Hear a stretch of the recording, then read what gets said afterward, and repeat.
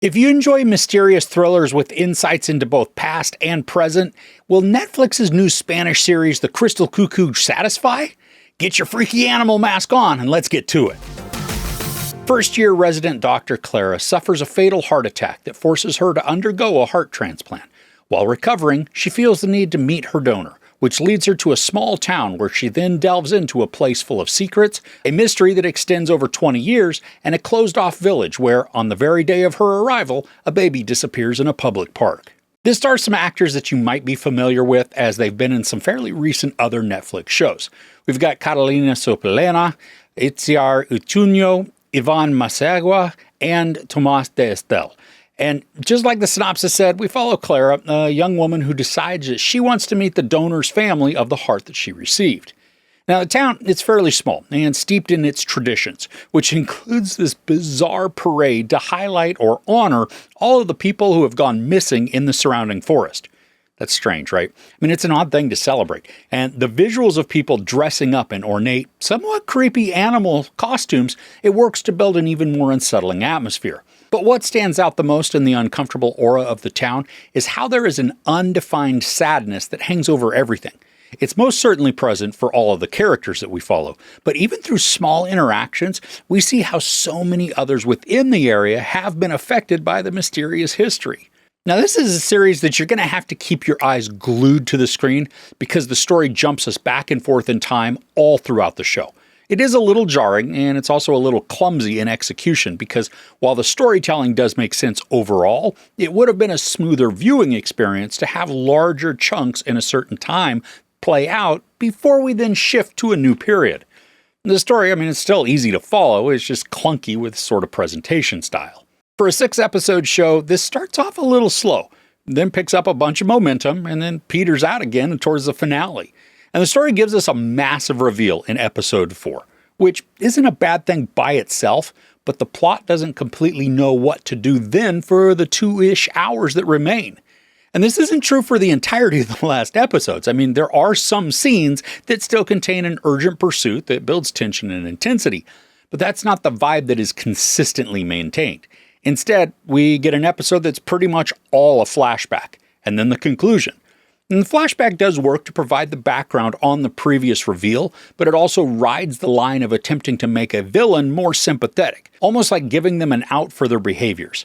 I didn't feel any sort of conflict, regardless of what they endured. They're shown to be horrible, and despite opportunities to make other choices, they consistently opted for the evil route. Now, the acting within the show, it's somber much of the time. Because this centers around so much loss, it is difficult not to have a fair amount of melancholy. 3 of the actors sell this well, but also add in a little doubt, which helps when it comes to the mystery aspect. Catalina Sopelana, Itziar Ituno, and Alphonse Nieto are the characters most affected by the recent death that led to Clara's heart transplant. The sorrow that permeates builds a sort of vague anxiety, making us question if this uneasiness is because all of the sketchy actions that the 3 encounter, or if one or more of them is complicit in the death. And then to make things even more grim, there's generational mourning that's compounding all of this emotion. Some of it creates misdirection through mistrust, adding a little bit of intrigue. At other times, it feels like the plot just isn't sure how to deliver the final outcome. With much of the story taking place in the town's surrounding forest, we get to see a haunting and foreboding beauty that becomes a character within the series. The forest, it's perfect for hiding, but also becomes a type of dominion for characters, allowing them to delve into their fantasies and indulge in actions that aren't looked upon favorably by regular society. The thick trees, they also work with the brief times that we see figures in animal masks. They blend in to create illusions where we can't be fully certain if we're really seeing something or if it's just a trick of the eye. And I always appreciate when a scene makes me strain and stare intently to try and catch a visual. Half the time there's nothing to see, just the camera creating more suspicion to increase mystery or dread. Now, for as much as I was engaged in the middle of this series, the execution in total was more clumsy and choppy than I'd prefer.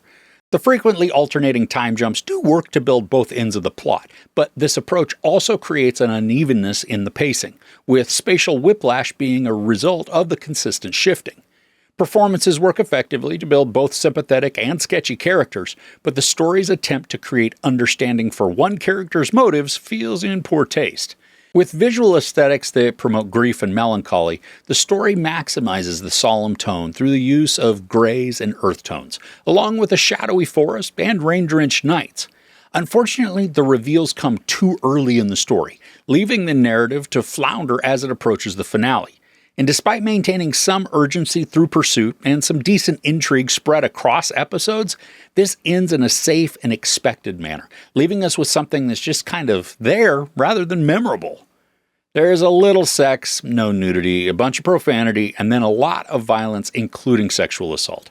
I give The Crystal Cuckoo 2.5 out of 5 couches. I mean, well, it's not a terrible mystery series. There are many others that are way more worth your time. Okay, can you give me any non-English thrillers or mysteries that I can add to my list? Let me know about them in the comments below. If you enjoyed this review, please give it a like. Also, don't forget to share and subscribe. I'm Chris. This is Movies and Munchies. Thanks for couching with me.